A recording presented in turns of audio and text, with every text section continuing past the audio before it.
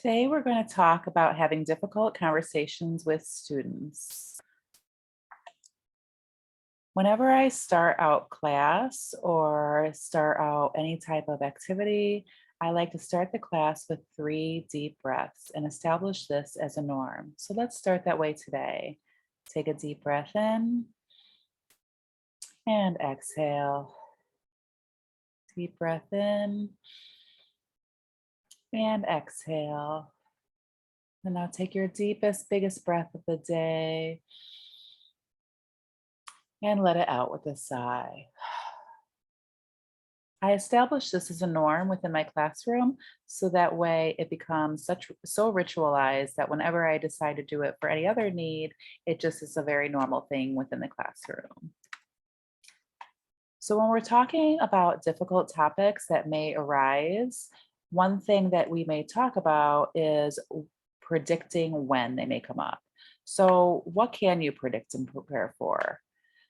They may come up with student presentations. For example, if the student is talking about something that may show misconceptions on their part, or it may talk about something that you didn't expect necessarily to be controversial, but if you know what the students are going to be presenting ahead of time, thinking about which students may give pushback on this, or how their topic may be received by other students. You can also predict difficult topics behaviorally. So for example, if you are dealing with a student who tends to give pushback on a certain topic on a regular basis, and then you know you might be talking about it in the class, predicting what that student might say or what kind of pushback they might give you, and trying to predict that in advance so you can kind of prepare kind of what your answer might be for them. In addition, you may hear within your school setting a common misconception that needs to be addressed. So maybe this is something like you're hearing, for example, a slur being thrown around school a lot. For example, in my middle school, we were hearing a lot of homophobic slurs thrown around. So this was a common misconception that needed to be addressed on a broader scale and kind of brought back into class. And you might also notice that you can predict typical difficult topics may arise out of the blue. Now, saying the word predicting and out of the blue seem contradictory, but this is when we have to ask ourselves if this is really out of the blue or if there's actually a pattern. For example, let's go back to that student that maybe brings these things up a lot. So is it really out of the blue, or is this coming from a deeper place or a place that needs to be addressed with misconceptions?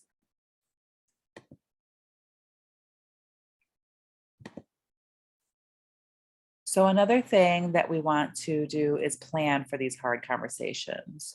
So the way to plan for them, the easiest way is to establish class norms.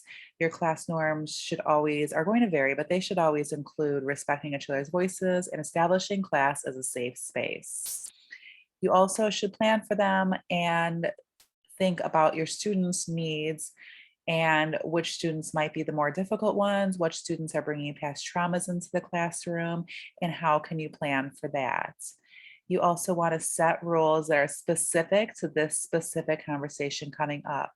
So whether it's you're teaching a difficult topic or you're predicting that it's going to come up, ahead of time before the conversation happens, setting specific ground rules for this specific conversation so they know what the exceeded expectations are beyond just their normal class norms. And then also thinking about setting up a standard of equal voices. What I have done in the past is establish a timer system where I will literally set the timer on my phone where it's very visual, and I will set it in front of each student as they share for 1 to 2 minutes, depending on the amount of students that are sharing out and the amount of time we have. You just kind of have to think in your head. And 1 minute, it can actually seem like a long time. And having each student take up that full minute. So not only telling them they only have that minute, but actually encouraging them to look at the timer and use up that time. So they're using all of their voice. And then having you acting as the mediator. So when it comes to mediation, you're not telling them what to think or feel, but just helping the students find the common ground. And then encouraging questioning in the classroom. So how can you encourage these students to ask questions of each other and ask questions of you as the mediator as well and as the adult in the room, and using questioning, again, sticking to that standard of equal voices. So one way of using equal voices within the classroom is in topics such as using it in group work. So this way it becomes ritualized. This will help when you're using forms of equal voices elsewhere. So what this looks like in group work, for example, is choosing one timer for your group, spending 2 minutes sharing one at a time while the rest listen. Then the students in the group will all have 1 minute to ask clarifying questions. So the whole group has 1 minute, not each student. Then you'll move on to the next student. One person talks at a time. Take all your time. So this is where we really stress to students, use your voice. Your voice matters as much as the person next to you. Use your time. And do not go over, because of course you're going to have those students who will take 20 minutes if you let them. And I think most importantly, when it comes to having difficult conversations, to not shy away from the hard talks. They're going to happen at sometimes inopportune times, sometimes in the middle of class, where you might have your mind set as you're teaching a different lesson. And just don't shy away from that and be afraid to have those conversations. And that goes into being willing to stop whatever you're doing to have those talks. Now let's take 3 collective breaths. Deep breath in and exhale. Deep breath in and exhale. One more time, deep breath in and out with a sigh.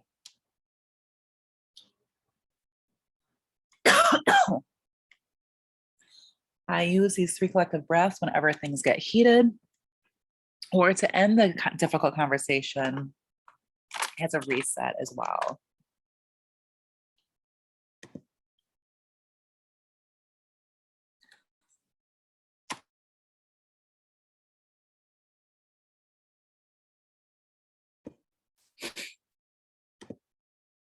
Now, when we're also talking about difficult conversations, I think it's important to address nonviolent communication and acknowledge what that is and how this can be useful to us as both adults and teachers, but also in learning it through ourselves, learning how to incorporate that in meaningful ways into the classroom. So nonviolent communication is made up of 2 parts, honesty and empathy. To be honest means to be honest with ourselves, but also to be honest with others. So sometimes being honest with yourselves is the thing that we actually forget and neglect. And that might be the most important component of nonviolent communication that becomes very reflective. The other part, empathy, is stressing that we're learning empathy of others' positions, but we're also using this to teach empathy to others. Nonviolent communication is made up by 4 steps: observation, feelings, needs, and request. When we're looking at the observation component, this is where we're observing what happened. So you're giving an honest statement of the facts only and talking about the incident that happened factually.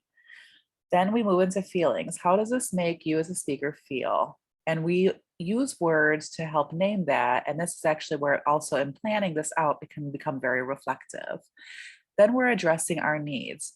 When our feelings were any certain way, how did this affect your needs as a speaker, telling the other person what needs of yours were not met because of the feelings of the incident that happened. And then we go into the request. So this is where the resolution comes in. What can be done to prevent future harm? What requests can be made of the other person that's reasonable that can come to a conclusion? So this is what it looks like. Nonviolent communication is a very structured, from its core, pattern where you follow this and fill in the blanks. So when I see blank, I feel blank because my need for blank is not met. Would you be willing to? And then that's your request. So how you help fill in the blanks is again through structure, and this is where it becomes very ritualized, but also very reflective. So by providing common feeling words, and this is a list more made for adults, but again, you know your students, you can adapt this, adjust this, use words that are meaningful to your students. And it might actually be a list that's more than what they know. So this also helps you add in that SEL component where you're helping them to name their feelings because maybe they don't have the right words. So that's why feeling words are important because when naming feelings is very hard, having a list to choose from can help you identify how you're feeling.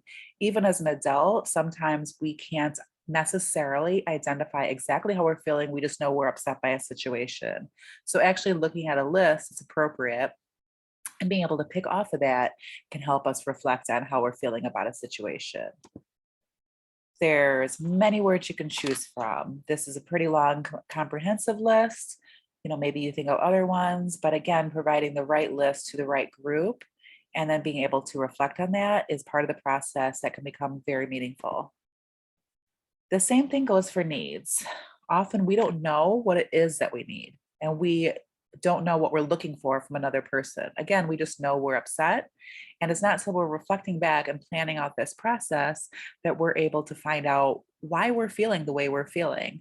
And so we choosing from this list here can help us come up with some of the more appropriate things that we're needing from somebody and help us through this process of identifying that.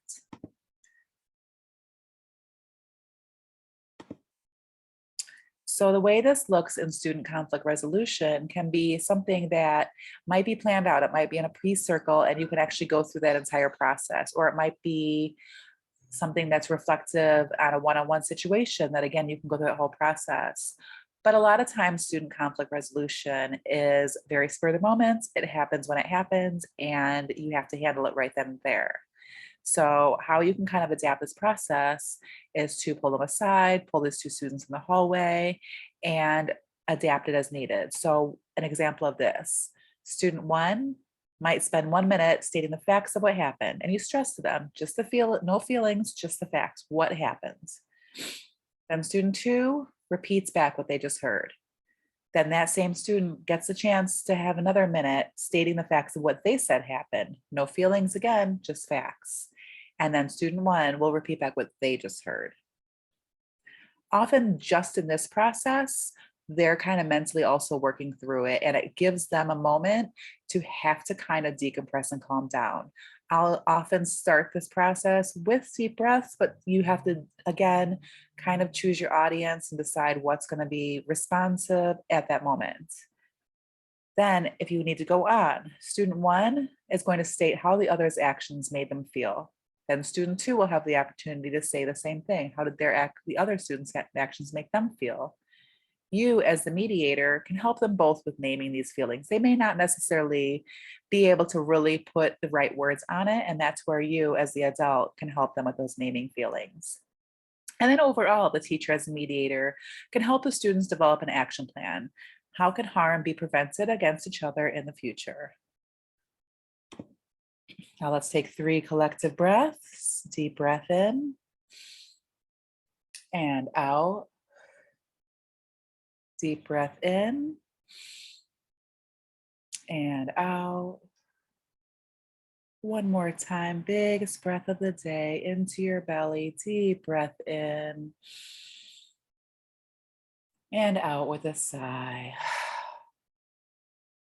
Whenever we're facilitating nonviolent communication and conflict resolution, remember to use these 3 deep breaths to reset whenever is needed.